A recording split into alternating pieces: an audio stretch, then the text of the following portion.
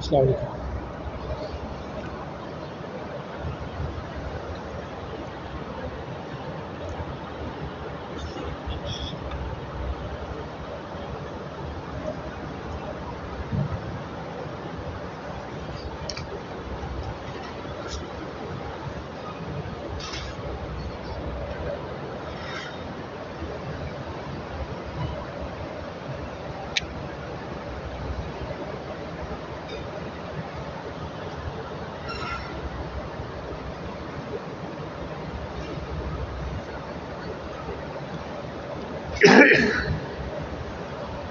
الحمد للہ وکفا وسلام علی عبادہ الذین اصطفیٰ اما بعد اعوذ باللہ من الشیطان الرجیم بسم اللہ الرحمن الرحیم وَأَتِمُّوا الْحَجَّ وَالْعُمْرَةَ لِلَّهِ سبحان ربک رب العزة عما یصفون وسلام علی المرسلین والحمد للہ رب العالمین اللہم صل علی سیدنا محمد وعلی آل سیدنا محمد وبارک وسلم۔ موسم حج جیسے قریب آ رہا ہے تو شاخ کی دل تڑپ رہی ہے، دعائیں کریں کہ اللہ تعالیٰ راستے کھولے اور ہمارے لیے حرم کی راہ بھی آسان ہو۔ حرم محترم وہ جگہ ہے جہاں بندے کا عمل 1,00,000 گنا زیادہ ہو جاتے ہیں۔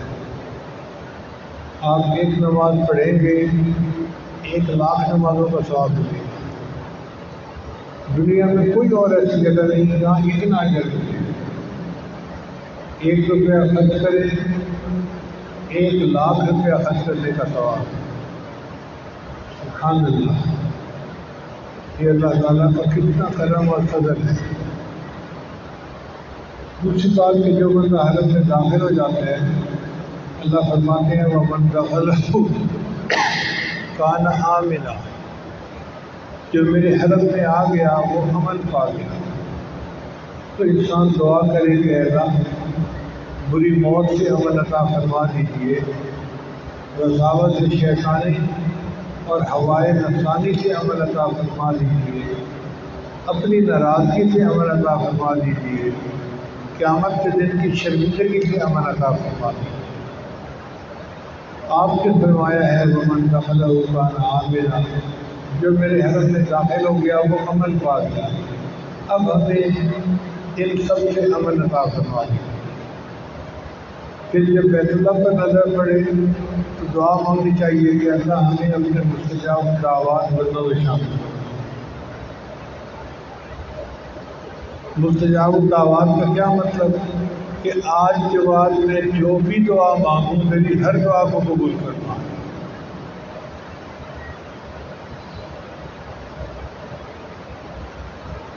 حرم میں جا کر طواف پہلے کرنا ہوتا ہے، اور طواف کی ابتدا حجر اسود سے ہوتی ہے۔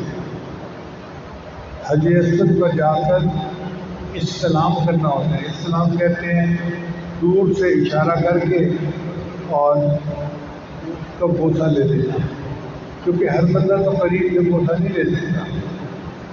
یہ حجر اسود اللہ تعالیٰ کی بہت بڑی عطا ہے۔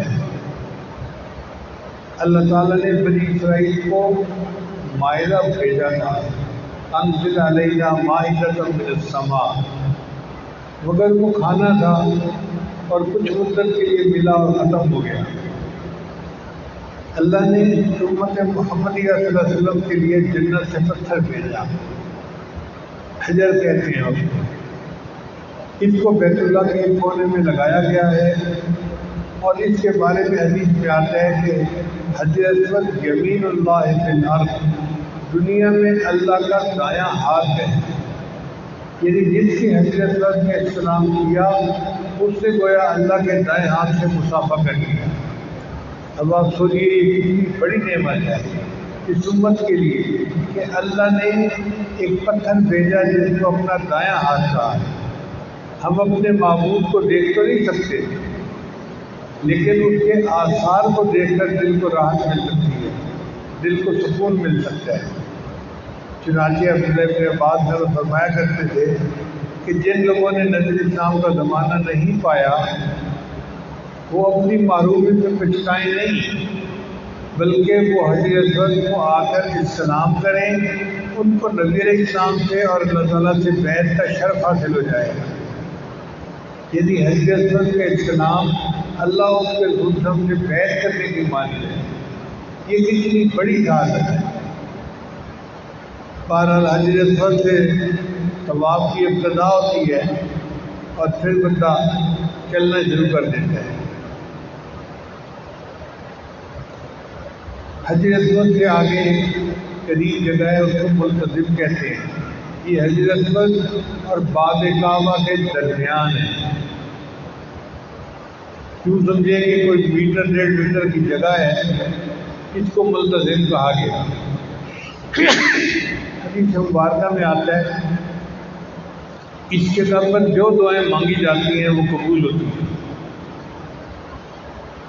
حضرت شیخ الحدیث مولانا زکریا رحمۃ اللہ نے یہ حدیث فضائل حج میں نقل کی ہے اور ساتھ اپنی تصدیق بھی کی ہے کہ میں نے بھی وہاں پر جو دعائیں مانگی وہ سب قبول ہوئی۔ اب یہ کتنی بڑی سعادت ہے۔ ملتزم سے لپٹنا ایسے ہے جیسے کوئی محبوب کے سینے سے لپٹ جاتا ہے، معانقہ کرتا ہے۔ تو حاجی کو چاہیے کہ وہ ملتزم سے اپنا سینہ لگا دے اور اللہ سے خوب دعائیں مانگے۔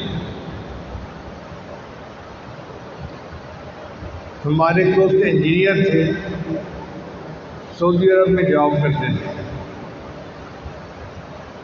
یہ واقعہ انہوں نے مجھے سنایا۔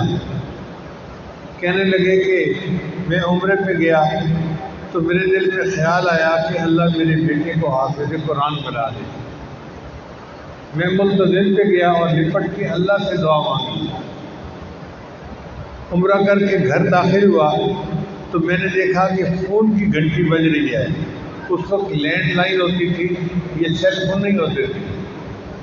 کہتے ہیں کہ میں بھاگا اور جا کے سیل فون اٹھایا، دیکھا تو میری بیوی نے مجھے پاکستان سے کال کی۔ میں نے پوچھا کیسے کال کی؟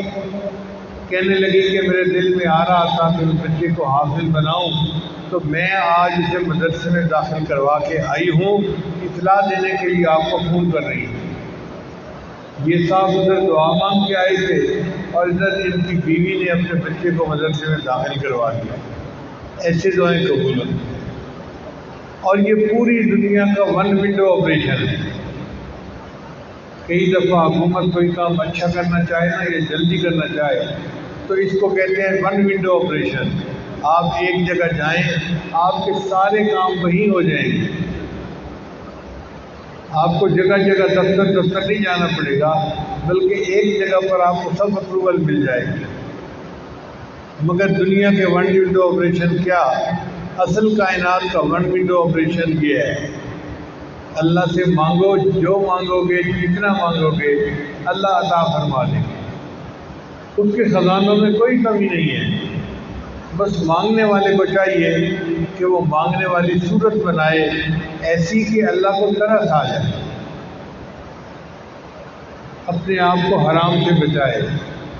کیونکہ حدیث پاک میں آتا ہے کہ ایک بندے نے بیت اللہ سے لپٹ کے دعائیں مانگی، مگر اس کی دعا کو اللہ نے رد کر دیا، اس لیے کہ اس کا کھانا حرام کا تھا، اس کا لباس حرام کا تھا اور اس کی کمائی حرام کی۔ ہم اپنے رزق کو پاک کریں اور اپنے اللہ سے جا کر سوال کریں، اللہ تعالیٰ جھولیاں بھر دیں گے۔ اس کے آگے باب کعبہ آتا ہے۔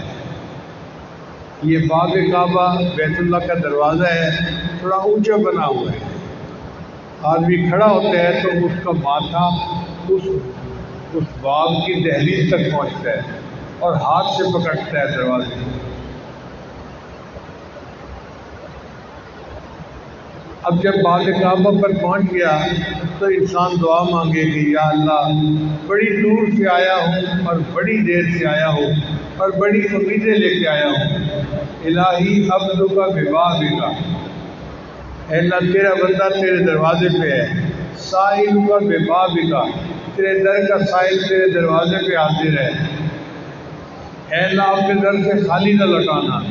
آپ نے تو فرمایا ہے وَأَمَّا السَّائِلَ فَلَا تَنْهَرْ، اے میرے بندو تم سوالی کو انکار نہ کرو، جھڑکی نہ دو، خالی نہ بھیجو۔ جب آپ نے بندوں کو یہ حکم دیا تو آپ تو بندوں کے پروردگار ہیں، اے اللہ میں اس دروازے تک آپ پہنچاؤں، مجھے یہاں سے خالی نہ لوٹانا، میری جھولی کو بھر دینا۔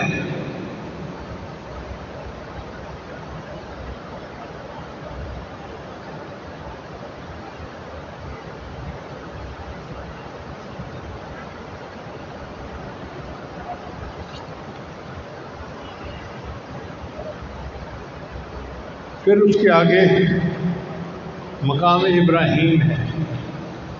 حضرت ابراہیم علیہ السلام نے بیت اللہ کی تعمیر کی تو جس پتھر پر کھڑے ہو کر تعمیر کی ان کے قدموں کے نشان وہاں رہ گئے، اس کو ایک جگہ پر محفوظ کر دیا گیا اور اس کو مقام ابراہیم کا نام دیا گیا۔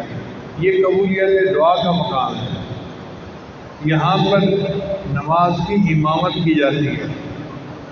اللہ تعالیٰ کی قدردانی کی انتہا دیکھیے کہ ابراہیم علیہ السلام نے اللہ کا گھر بنایا تھا، اللہ نے ان کے قدموں کے نشان کو ہمیشہ کے لیے یادگار بنا دیا۔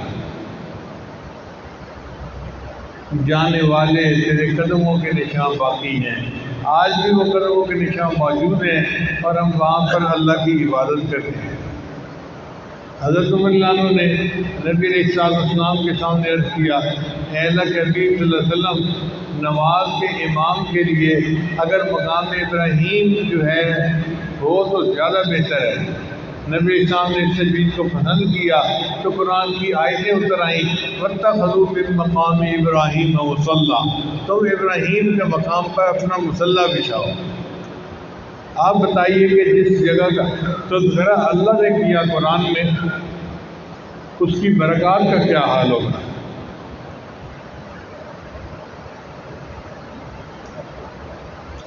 پھر اس کے آگے حتیم آتا ہے۔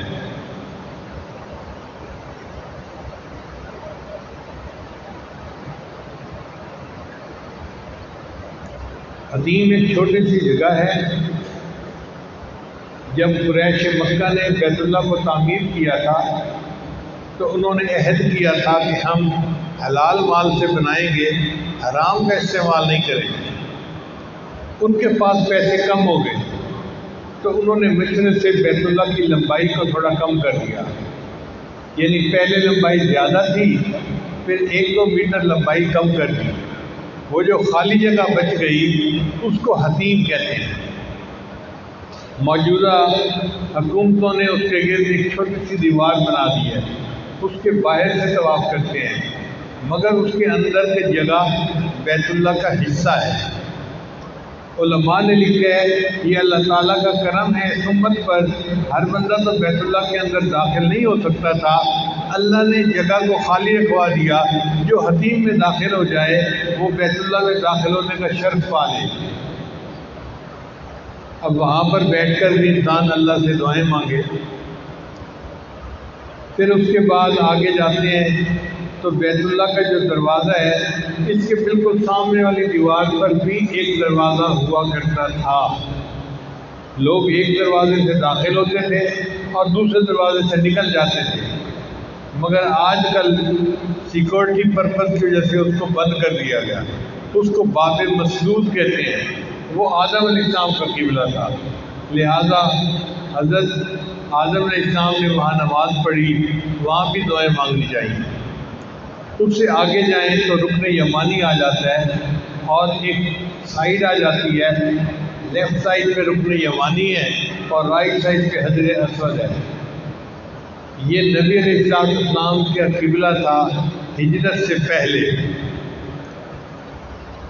ہجرت سے پہلے حکم تو یہ تھا کہ بیت المقدس کی طرف منہ کر کے نماز پڑھو، مگر نبی علیہ السلام اس جگہ نماز پڑھتے تھے کیونکہ اس جگہ پر بیت اللہ بھی سامنے آتا ہے اور اسی سائڈ پہ بیت المقدس بھی ہے، یعنی قبلتین جمع ہو جاتے تھے۔ اس لیے جب نبی اسلام نے مکہ فتح فرمایا 20 رمضان کو، تو اسی حجر اسود کے قریب بیٹھ کر 2000 صحابہ نے بیعت کی۔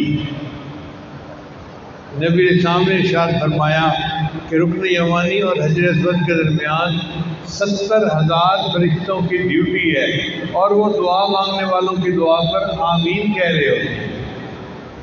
اب آپ اندازہ لگائیے کہ کتنی بڑی سعادت ہے کہ 70,000 فرشتے حاجی کی دعا پر آمین کہہ رہے ہوں۔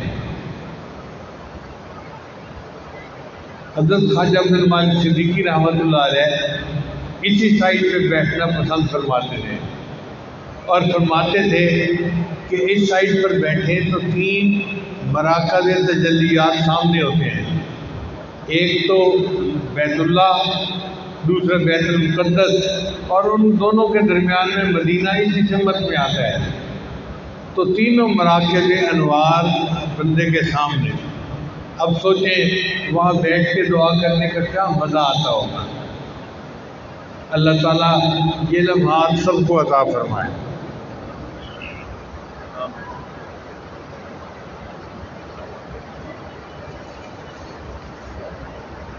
بیت اللہ شریف کو دیکھ کر دعا مانگی جائے تو اللہ تعالیٰ اس دعا کو قبول فرماتے ہیں۔ کافی پہلے کی بات ہے، مجھے امریکہ کی ایک ریاست میں جانے کا موقع ملا، اس کا نام ہے واشنگٹن۔ یہ واشنگٹن ڈی سی نہیں ہے، ایک اسٹیٹ ہے جس کا نام واشنگٹن ہے، بہت دور کنارے پر ہے۔ میں نے بیان کیا تو مسجد کے صدر مجھے کہنے لگے کہ حضرت ایک انگریز عورت ہے، مسلمان ہوئی، اور وہ بڑی پکی مسلمان ہے، اس کی نماز کو دیکھ کر ہماری مسلمان عورتیں جو ہیں اپنی نماز کو ٹھیک کرتی ہیں، وہ اتنے خشوع و خضوع سے نماز پڑھتی ہے، اور وہ آپ سے کچھ سوال پوچھنا چاہتی ہے جو سائنس سے متعلق ہے۔ میں نے کہا ٹھیک ہے۔ چنانچہ وہ خاتون پردے کے پیچھے بیٹھ گئی اور اس نے تقریباً 1 گھنٹہ سوال پوچھے۔ وہ سائنس سے، اسلام سے متعلق تھے۔ میں نے ان کے جواب دیے تو وہ بہت خوش ہو گئی، پھر کہنے لگی کہ میں مطمئن ہوں کہ آپ نے میرے دل کو تسلی کروا دی۔ میں نے کہا کہ اچھا، آپ نے مجھ سے اتنے کویشچن پوچھے ہیں، ایک کویشچن میں بھی آپ سے پوچھنا چاہتا ہوں۔ کہنے لگی کون سا؟ میں نے کہا یہ بتائیں کہ آپ شروع میں کون تھی؟ کہنے لگی میں عیسائی تھی۔ تو پھر آپ مسلمان کیسے ہوئی؟ چونکہ عام طور پر کسی دوست کی وجہ سے، واقف کی وجہ سے، کسی خواب کی وجہ سے لوگ مسلمان بنتے ہیں، اسلام کو قبول کرتے ہیں۔ میں وہ وجہ جاننا چاہتا تھا کہ اس اسلام لانے کی وجہ کیا بنی۔ تو جب میں نے کویشچن پوچھا تو وہ کہنے لگے جی میرے اسلام لانے کی وجہ بیت اللہ ہے۔ میں حیران ہوا، میں نے کہا وہ کیسے؟ کہنے لگی کہ ہماری کمپنی نے جدہ میں ایک آفس کھولا، اور انہوں نے کہا کہ جو بندہ وہاں جانا چاہے گا ہم اسے رہائش دیں گے، اچھی تنخواہ دیں گے، اور 2 سال کے بعد پھر اسے اپنی کمپنی میں امریکہ واپس بلا لیں گے۔ بہت لوگوں نے اپنے نام پیش کیے۔ میرا ہسبینڈ یہودی تھا اور میں عیسائی تھی، ہم نے بھی اپنے نام دے دیے۔ اللہ کی شان دیکھیں کہ ہماری درخواست قبول ہو گئی اور ہم جدہ پہنچ گئے۔ جب مکان لیا، رہنے لگے، تو میں دیکھتی کہ کچھ لوگ ہیں جو سفید چادروں میں لپٹے ہوئے جا رہے ہیں، تو میں اپنے ہسبینڈ سے پوچھتی کہ یہ کون لوگ ہیں؟ وہ کہتا کہ یہ حج کرنے کے لیے بیت اللہ جا رہے ہیں۔ میں پوچھتی بیت اللہ کیا ہے؟ وہ کہتے ہیں ایک جگہ ہے جس کو مسلمان اللہ کا گھر کہتے ہیں۔ کہتی ہے میرے دل میں شوق پڑتا تو میں اسے کہتا کہ مجھے بھی دکھا کے لاؤ۔ اس نے کہا نہیں، وہاں غیر مسلم نہیں جا سکتے۔ کہنے لگی کہ وقت کے ساتھ ساتھ میں نے بھی مسلمان عورتوں کی طرح حجاب لینا خرید لیا اور عبایا پہننا شروع کر دیا۔ تو دیکھنے سے ایسے لگتا تھا جیسے میں مسلمان عورت ہوں، اور خامد کے لیے میں نے ایک ٹوپی لے لی، اور ایک دن عشاء کے بعد میں نے کہا کہ چلو آج بیت اللہ دیکھ کے آتے ہیں۔ اگر راستے میں پولیس والوں نے روک دیا تو واپس آ جائیں گے، اور اگر جانے دیا تو دیکھ کے آئیں گے۔ کہنے لگے کہ ہم یہ بھی چل پڑے۔ شمیسی کے اندر جو چیک پوسٹ ہے وہاں پہ بہت رش ہوتا ہے، اور ایک ایک گاڑی کو کھڑا کر کے چیک نہیں کرتے، بلکہ جب پولیس والے تھکے ہوئے ہوں تو دور سے شکل دیکھ کے وہ اشارہ کر دیتے ہیں جاؤ جاؤ جاؤ۔ کہنے لگے جب ہم پہنچے تو انہوں نے ہمیں بھی اشارہ کر دیا جاؤ۔ ہم بہت خوش ہو گئے کہ ہم چیک پوسٹ سے نکل آئے۔ ہم مکہ مکرمہ پہنچے، گاڑی کھڑی کی اور حرم میں آ گئے۔ اب ہمیں پتہ نہیں تھا کہ حرم کیا ہے۔ ہم دوسرے لوگوں کو دیکھ کے جیسے وہ کر رہے تھے ویسے کرتے کرتے حرم کے اندر داخل ہوئے، اور بالآخر چلتے چلتے مطاف میں آ پہنچے۔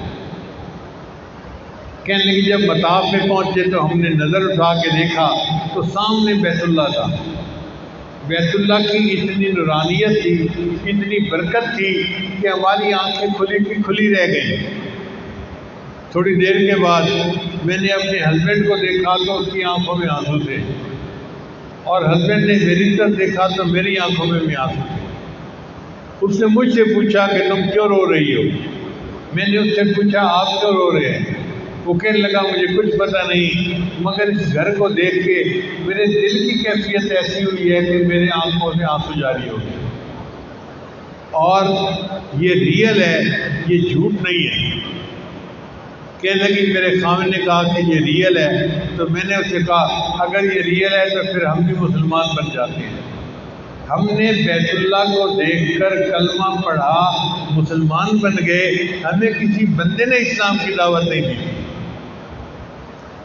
اب آپ اندازہ لگائیے کہ جس جگہ کی برکات ایسی ہیں، انوار ایسے ہیں کہ غیر مسلم اس پر نظر ڈالے تو اس کو اسلام کی نعمت نصیب ہو جاتی ہے، اگر مسلمان اس پر نظر ڈالے گا تو اس کے دل کی نورانیت کا کیا حال ہے۔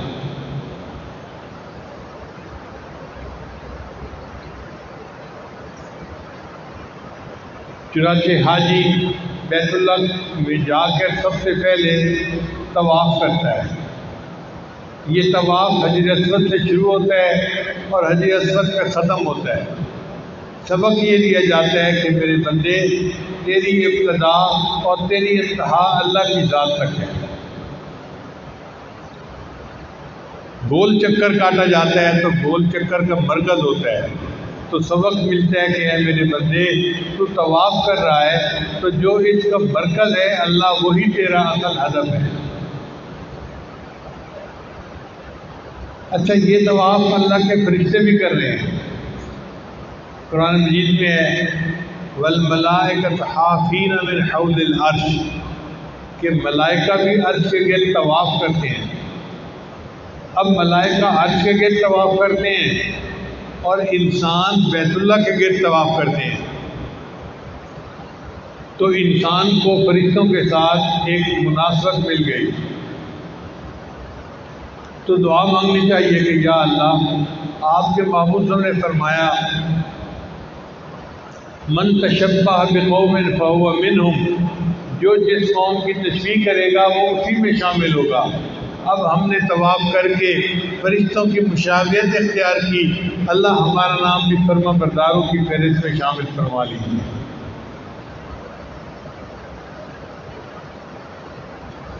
جسم سے انسان بیت اللہ کا طواف کرے اور دل سے انسان رب البیت کا طواف کرے۔ اطوف علی جدار دیار لیلا اقبل ذا الجدار و ذا الجدار، میں لیلا کے مکان کا چکر لگاتا ہوں، کبھی اس دیوار کو بوسے دیتا ہوں، کبھی اس دیوار کو دیتا ہوں۔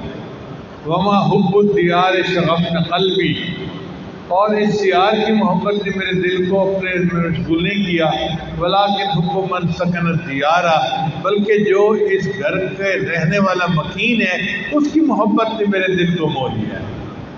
تو حاجی بھی بیت اللہ کا طواف کر رہا ہوتا ہے مگر اس کے دل کو اللہ کی محبت نے لے لیا ہوتا ہے۔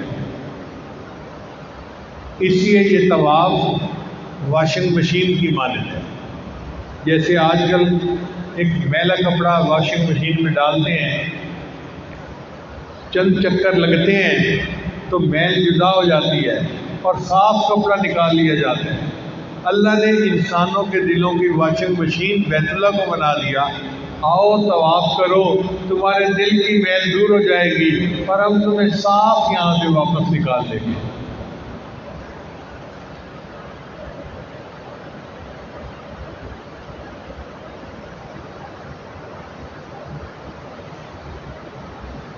پھر طواف کرتے ہوئے انسان یہ بھی دعا مانگے کہ یا اللہ، آپ نے پڑوسی کے حکم کی تلقین فرمائی ہے. اب اگر پڑوس کا اتنا مقام ہے کہ ایک مومن کو پڑوسی کا بڑا لحاظ کرنا چاہیے، تو اے اللہ میں اس وقت بیت اللہ کا پڑوسی ہوں، طواف کر رہا ہوں نا، تو اے اللہ یہ جو پڑوس کا حق ہے میرے اوپر رحمت کر کے میرے گناہوں کو معاف کر دیجئے اور میری توبہ کو قبول کر لیجئے.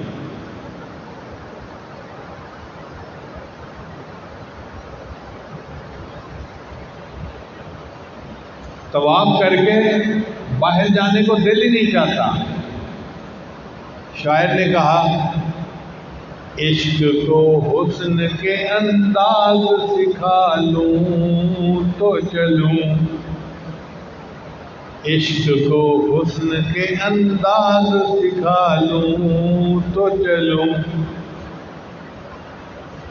منظر کعبہ نگاہوں میں بسا لوں تو چلوں،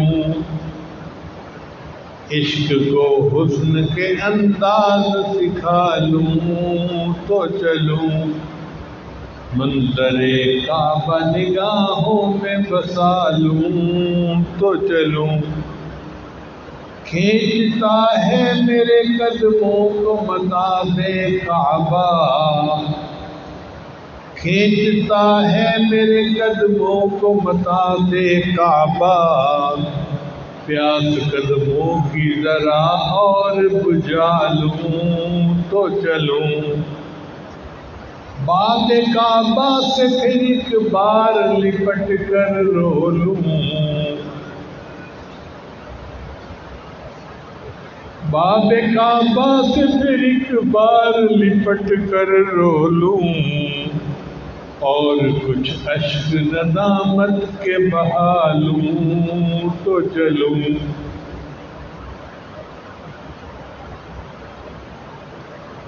عشق کو حسن کے انداز سکھا لوں تو چلوں، منظر کعبہ نگاہوں میں بسا لوں تو چلوں. پھر طواف کے بعد اگر موقع ملے تو بیت اللہ کے غلاف کو پکڑ کے دعا مانگے. التعلق باستار الکعبہ، بیت اللہ کے غلاف کو پکڑ کے دعا مانگنا. اس کی مثال ایسے ہے جیسے چھوٹا بچہ باپ کے یا ماں کے دامن کو پکڑ کے لپٹ جاتا ہے اور دعائیں مانگتے ہیں.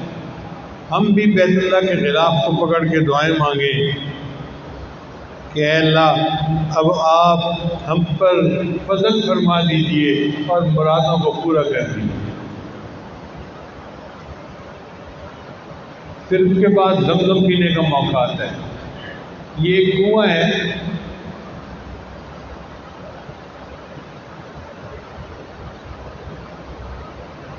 جس کو نبی علیہ السلام کے دادا نے کھودا تھا، دادا نے دریافت کیا تھا. پہلے سے کھودا ہوا تھا، بند ہو گیا تھا، پھر انہوں نے اس کو دریافت کیا اور اس کا پانی چل رہا ہے اور جتنے حاجی جاتے ہیں وہ اس پانی کو پیتے ہیں، بلکہ مقامی لوگ بھی اسی پانی کو پیتے ہیں.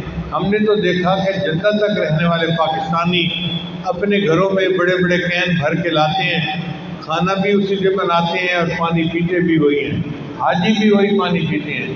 اب لاکھوں حاجی پانی پیتے بھی ہیں اور جاتے ہوئے اپنے گھروں میں ساتھ بھی لے کے جاتے ہیں، مگر اس کنویں کا پانی ختم نہیں ہوتا. یہ نبی علیہ السلام کا معجزہ ہے جو آج بھی اپنی آنکھوں سے دیکھ سکتے ہیں.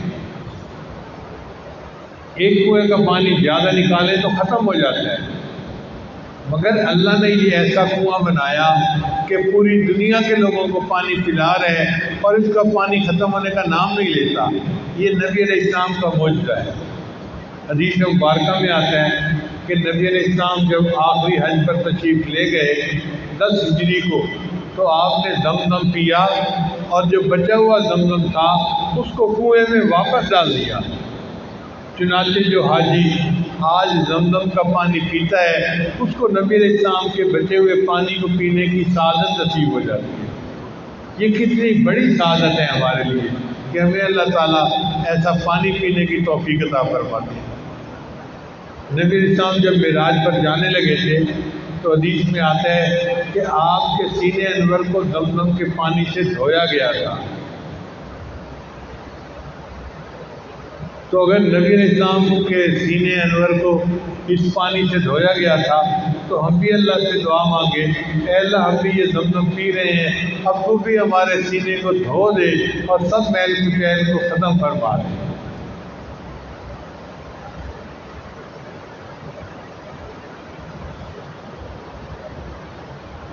پھر یہ بھی دعا مانگے کہ اللہ جس طرح آپ نے یہ زمزم جاری کیا کہ اس کا پانی پوری دنیا کے انسانوں مسلمانوں تک پہنچتا ہے، اے اللہ مجھے بھی کوئی مسجد مدرسہ بنانے کی توفیق عطا فرما کہ جس کا علمی فیض پوری دنیا کے انسانوں تک پہنچے۔ پھر یہ بھی دعا مانگے کہ یا اللہ میں نے زمزم پیا ہے، اس کے بدلے میری جسمانی بیماریوں کو بھی دور فرما، روحانی بیماریوں کو بھی دور فرما۔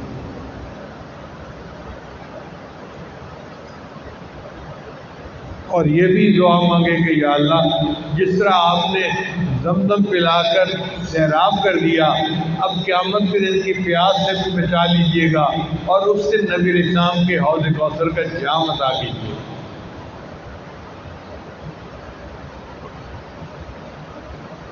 علماء نے لکھا ہے کہ عام پانی سے جام زمزم زیادہ افضل ہے، اور زمزم سے حوض کوثر کا پانی زیادہ افضل ہے، اور حوض کوثر سے وہ پانی افضل تھا جو نبی علیہ السلام کی انگلیوں سے جاری ہوا تھا۔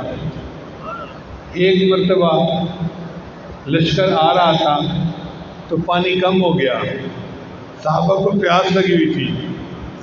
حدیث مبارکہ میں آتا ہے کہ نبی علیہ السلام نے اپنا دایاں ہاتھ مبارک کی انگلیاں پانی میں ڈال دی تو ان انگلیوں سے پانی جاری ہو گیا اور پورے لشکر نے پانی پیا۔ وہ پانی جو نبی علیہ السلام کی مبارک انگلیوں سے جاری ہوا تھا وہ کائنات کا سب سے افضل پانی ہے۔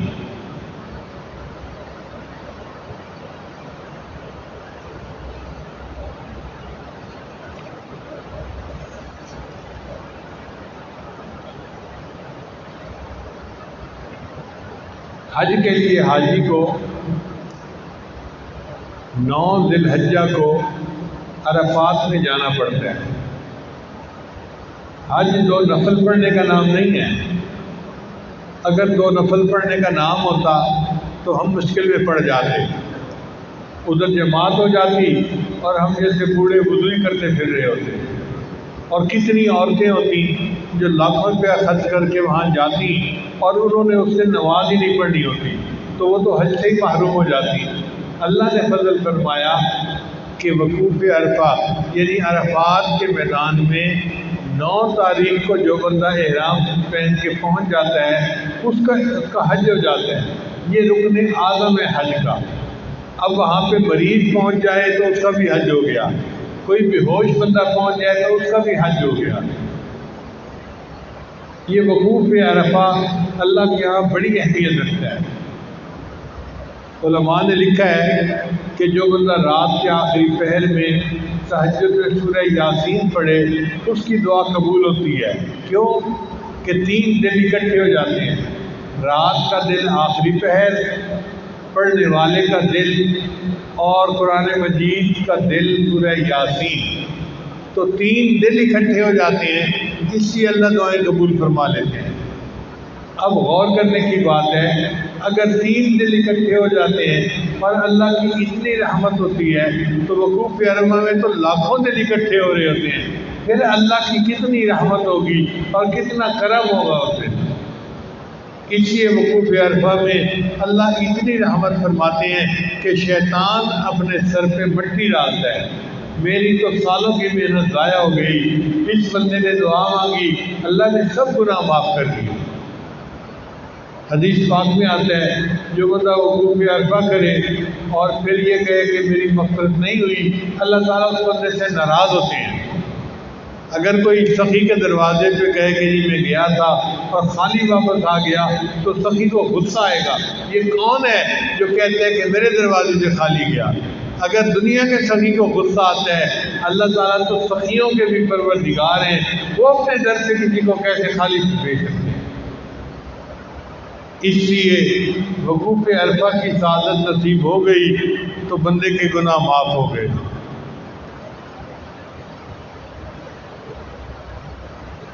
وقوف عرفہ کرنے والا اپنے آپ کو اصحاب کہف کا کتا سمجھے اور باقی سب حاجیوں کو اصحاب کہف کی مانند سمجھے، کیونکہ اصحاب کہف کی برکت سے اصحاب کہف کے کتے کو بھی جنت کا وعدہ ہو گیا تھا۔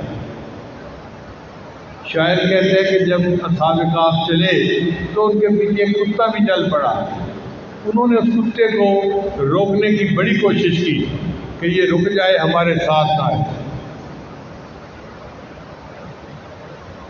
مگر کتا رکا نہیں۔ اس کو کسی شاعر نے اشعار میں یوں کہا کہ جب انہوں نے کتے کو جھڑکی دی کہ چلے جاؤ یہاں سے، چھوڑ دو ہمارا پیچھا، چلے جاؤ واپس، تو کتے نے جواب دیا، نہ میں بھوکاں تے نہ میں ٹوکاں تے نہ میں شور مچاواں، نہ میں بھوکاں تے نہ میں ٹوکاں تے نہ میں شور مچاواں تے نیکاں دے لڑ لگیاں یارو میں بھی جنت جاواں۔ ہو سکتا ہے کہ نیکوں کا ساتھ لگنے سے اللہ مجھے بھی جنت کا وعدہ فرما دے، اور واقعی حدیث میں آتا ہے کہ اللہ نے اس کتے کے ساتھ بھی جنت کا وعدہ فرما دیا۔ اب آپ اندازہ لگائیے، اگر اصحاب کہف کے کتے کو اللہ جنت کا وعدہ فرما دیتے ہیں تو ہم بھی یہی سمجھیں کہ یا اللہ ہم یہاں آئے ہیں، یہ سارے حاجی اصحاب کہف کی مانند ہیں اور میں اصحاب کہف کا کتا ہوں، اللہ تو میرے اوپر بھی رحمت فرما، میرے ساتھ بھی جنت کا وعدہ فرما۔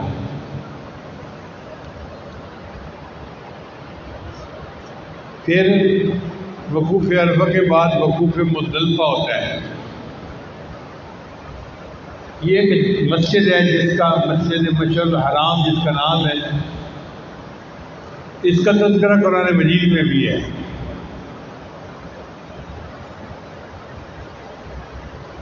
یہاں پہ رات گزارنی ہوتی ہے، حاجی کے لیے وہ رات شب قدر کی مانند ہوتی ہے۔ رات کو عبادت کرے اور اللہ سے دعائیں مانگے، جو دعا کرے گا اللہ قبول فرمائے گا۔ علماء نے لکھا ہے کہ مزدلفہ میں حقوق العباد کے معاف ہونے کی دعا مانگے۔ حقوق العباد معاف ہونے سے کیا مراد؟ کہ اگر کسی کو دکھ پہنچایا، تکلیف پہنچائی، اس سے معافی بھی مانگے اور اللہ سے بھی معافی مانگے کہ اے اللہ تو مجھے معاف فرما، مجھ سے غلطی ہوگی، تو اللہ تعالیٰ بندے کے گناہوں کو معاف فرما دیتے ہیں۔ پھر اس کے بعد اگلے دن مینا آنا ہوتا ہے۔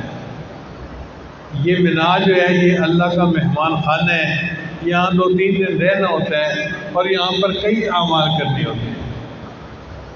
ایک عمل تو یہ کہ شیطان کو کنکریاں مارنی ہوتی ہیں، اس کو رمی جمار کہتے ہیں۔ کنکریاں مارنے کا کیا مطلب؟ کہ شیطان اللہ کا بھی دشمن ہے اور ہمارا بھی دشمن ہے، ہم جب اس کو کنکریاں ماریں گے تو اپنی برات کا اظہار کریں گے۔ انگریزی میں کہتے ہیں enemy of the enemy is friend, جو دشمن کا دشمن ہوتا ہے وہ دوست بن جاتا ہے۔ تو ہم شیطان سے دشمنی کا اظہار کر کے اللہ سے اپنی دوستی کو جتلاتے ہیں۔ حدیث مبارکہ میں آتا ہے ہر کنکری کے مارنے پر اتنا بڑا گناہ معاف ہوتا ہے، اگر وہ معاف نہ ہوتا بندے کو جہنم لے جانے کا سبب بنتا۔ اتنا بڑا گناہ ہر کنکری کے مارنے پر معاف ہوتا ہے۔ اور پھر وہاں پر دعائیں مانگی جاتی ہیں، وہ بھی قبول ہوتی ہیں۔ رمی جمار کے بعد قربانی دی جاتی ہے۔ ظاہر میں تو جانور قربان کیا جاتا ہے حدیث، لیکن حقیقت میں انسان ہوائے نفسانی کے اوپر چھری چلاتا ہے اور ان کو اللہ کے راستے میں قربان کرتا ہے۔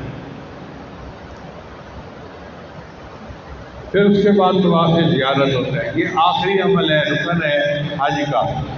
طواف زیارت کا کیا معنی؟ یعنی آخری طواف کرنا، جس میں اگر باطن کی آنکھ ہو تو انسان کو اللہ کی تجلیات نظر آتی ہیں۔ آنکھ والا تیرے جوبن کا تماشا دیکھے، دیدہ اور کو کیا آئے نظر کیا دیکھے۔